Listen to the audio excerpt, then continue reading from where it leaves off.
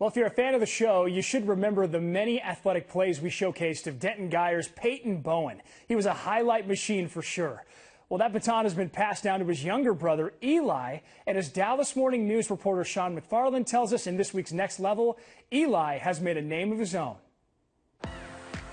Eli Bowen is not the most physically imposing player in Dallas-Fort Worth. At just 5'9", he's the shortest player on the Dallas Morning News' top 100 recruits list. At 165 pounds, he's one of the lightest, too. Yet, none of that quite matters. You have to toss out the measurables when evaluating Bowen because he'll make you pay for overlooking him. Bowen, a senior at Denton Guyer, is one of the most impactful players in Texas, and for the last 3 seasons has helped anchor one of the country's best defenses. Now, there's one thing to clear up. He is not the same type of player as his older brother Peyton, a 5-star safety who signed with Oklahoma and is already producing for the Sooners. Peyton has a few inches on Eli and used his size and athleticism to impact the game in all phases. And Eli, yeah, he's a little bit smaller, but he is just a dog.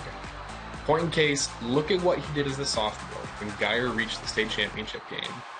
Bowen intercepted 10 passes in his first full season of varsity football, returned 3 of them for touchdowns, and broke up 5 passes.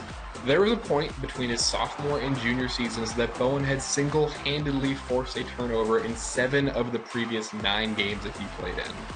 Denton Guyer had one of the most talented defensive secondaries in the country last season, but when Eli Bowen broke his collarbone in the first round of the playoffs, it never looked the same. That's kind of all you need to know about how good this kid is and the value he brings to a football team.